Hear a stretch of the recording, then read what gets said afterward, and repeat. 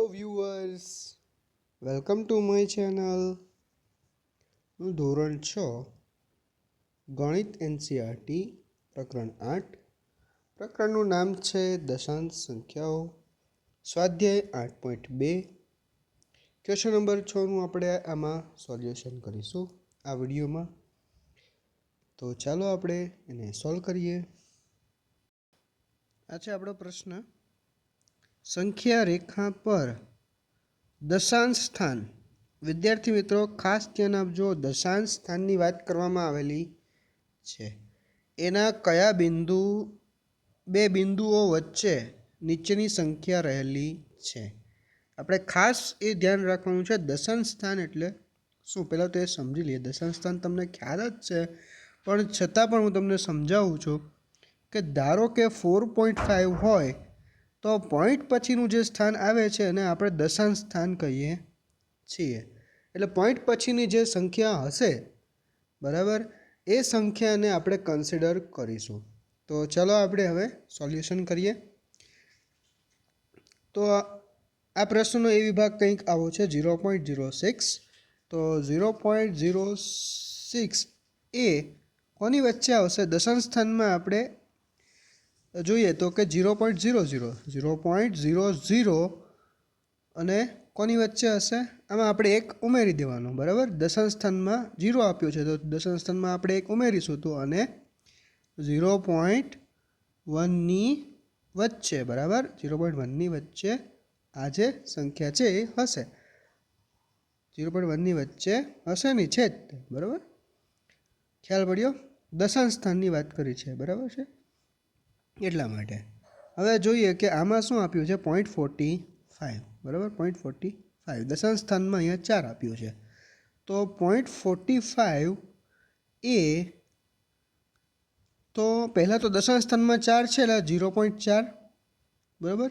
અને એમાં આપણે દશાંશ સ્થાનમાં 1 પ્લસ કરીશું તો શું થશે? 0.5 થશે. તો 0.5ની વચ્ચે છે, બરાબર છે.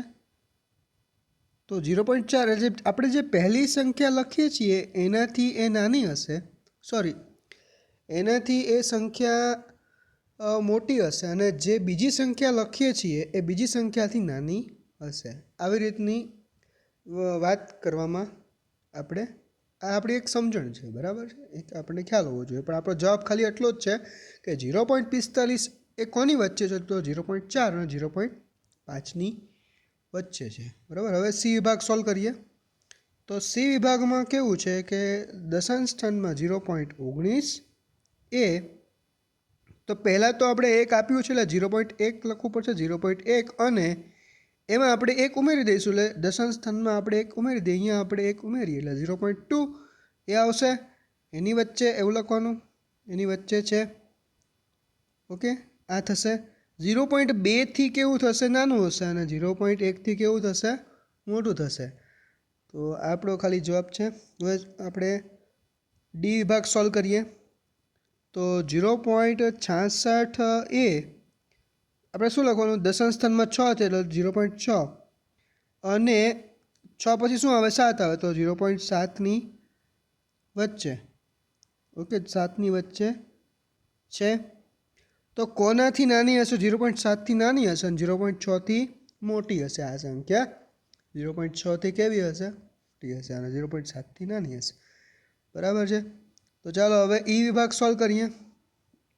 તો અહીં કેવું છે વિદ્યાર્થી મિત્રો કે 0.92 છે. તો 0.92, બરાબર, એ તો સિમ્પલ વસ્તુ છે. 0.9 તો લખી જ દેવાનું, 0.9.